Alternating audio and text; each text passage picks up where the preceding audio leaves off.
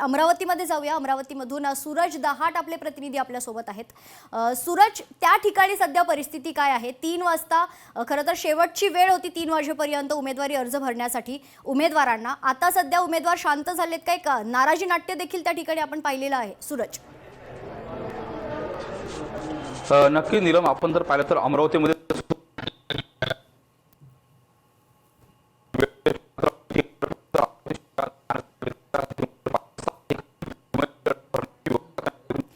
तर सूरज यांचा आवाज आपल्यापर्यंत नीट पोहोचत नाहीये। आपल्यासोबत नागपूरहून आपले प्रतिनिधी ज्ञानेश्वर पवार देखील जोडले जात आहेत। ज्ञानेश्वर, नागपूरमध्ये सध्या काय परिस्थिती आहे?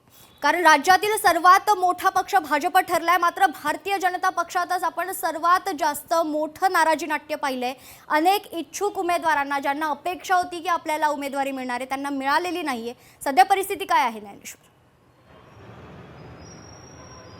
अगदीच निवडणूक आयोगाने जी उमेदवारी अर्ज दाखल करण्यासाठी ठरवून दिलेली वेळ होती ती वेळ आता संपलेली आहे आणि ज्या ज्या उमेदवारांना उमेदवारी अर्ज दाखल केले त्यांनी सर्वांनी उमेदवारी अर्ज दाखल केले। एकूणच नागपूर महानगरपालिकेमध्ये जे आहे ते जवळपास 151 प्रभाग आहे आणि याकरता जे आहे ते भाजप विरुद्ध काँग्रेस असा थेट सामना जे आहे ते एकंदरीत रंगण्याचं सद्यस्थिती चित्र आहे। त्यामुळे नक्की दोन्ही मोठे पक्ष काँग्रेस आणि भाजप हे दोनच नागपूर महानगरपालिकेमध्ये असणार आहे। मात्र एकंदरीतच जेव्हापासून जे आहे ते निवडणूक प्रक्रिया सुरू झाली आहे तेव्हापासून भाजप आणि सेना युती त्याचबरोबर काँग्रेस सुद्धा महाविकास आघाडी। तुमच्याकडे परत येईन ज्ञानेश्वर।